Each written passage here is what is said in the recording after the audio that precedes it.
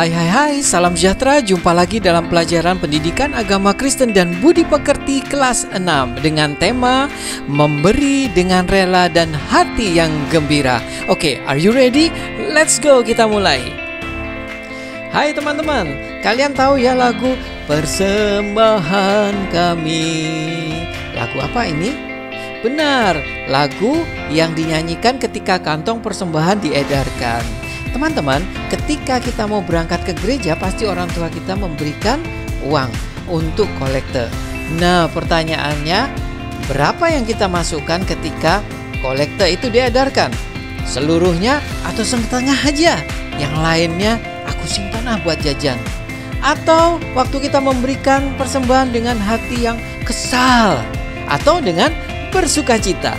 Yuk, hari ini kita akan mempelajari tentang memberi dengan hati sukacita. Tujuan pembelajaran kita melalui belajar di rumah, peserta didik mampu mengetahui, memahami, mengimani, dan melakukan memberi dengan rela hati kepada Tuhan dalam hidup sehari-hari, serta memberikan contoh kegiatan memberi dengan rela. Petunjuk kegiatan kita selalu terhubung dengan WhatsApp atau telepon dengan wali kelas, berdoa sebelum dan sesudah pelajaran, membaca Alkitab dengan suara nyaring, membaca modul, dan kerjakan tugas. Kirim tugas tersebut sesuai dengan waktu yang telah ditentukan. Hari ini kita belajar dari dua tokoh dari Alkitab. Perjanjian Lama kita belajar dari 1 Tawarik 29 ayat 1-9. Saya yakin teman-teman sudah membacanya ya. Diceritakan tentang persembahan yang diberikan oleh seorang raja, Salomo. Salomo adalah raja yang diberikan hikmat oleh Tuhan. Dia memiliki daerah kekuasaan yang luas dan dia juga memiliki harta kekayaan yang banyak. Ketika bangsa Israel membangun bait suci, Raja Salomo dengan kerelaan hati memberikan donasinya untuk pembangunan tersebut. Sikap Raja Salomo ini menjadi teladan bagi semua orang. Semua rakyatnya tergerak untuk memberikan. Demikian juga dengan para pembesar, para pejabat, bahkan para pasukan melakukan hal yang sama. Oke, di dalam perjanjian baru, silakan teman-teman nanti baca di dalam 1 Korintus 16 ya. Teman-teman, pada masa itu ada orang-orang Kristen di Yerusalem yang mengalami kemiskinan. Maka Rasul Paulus tergerak hatinya mengimbau kepada seluruh jemaat Kristen untuk berempati membantu saudaranya ini. Sikap Rasul Paulus ini mendapat tanggapan dari banyak orang Kristen. Mereka sehati sepikir memberikan donasinya untuk membantu orang lain.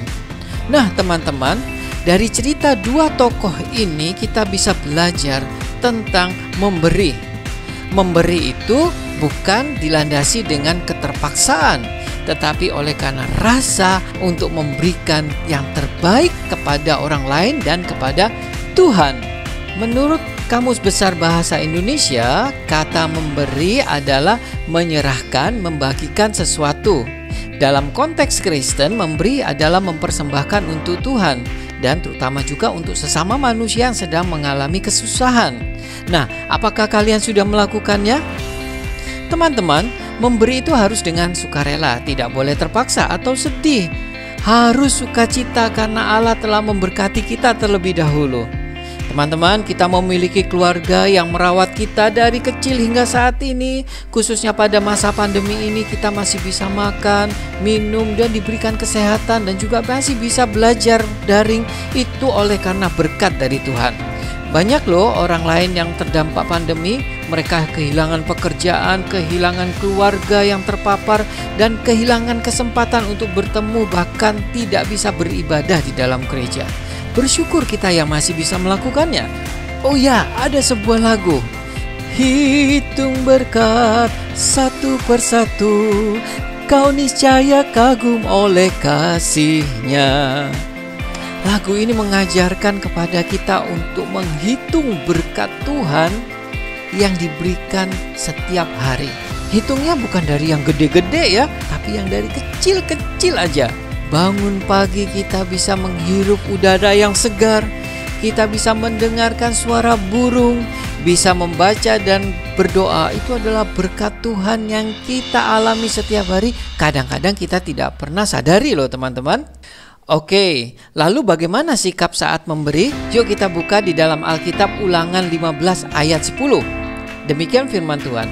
Engkau harus memberi kepadanya dengan kelimpahannya, dan janganlah hatimu berduka cita apabila engkau memberi kepadanya, sebab oleh karena hal itulah Tuhan Allahmu akan memberkati engkau dalam segala pekerjaanmu dan dalam segala usahamu. Teman, ini janji Tuhan loh yang perlu diperhatikan ketika memberi. Yang pertama, harus ikhlas. Kedua, jangan membeda-bedakan. Ketiga, jangan diingat-ingat lagi ya. Yang keempat, serahkan semua itu untuk kemuliaan Tuhan. Apakah teman-teman sudah melakukannya? Mulai sekarang dan selamanya kita memberi dengan rela hati dan gembira. Semakin rela hati, semakin diberkati dan semakin berbahagia. Catatan akhir kita hari ini adalah memberi harus dilandasi dengan keikhlasan karena Tuhan telah memberkati lebih dahulu.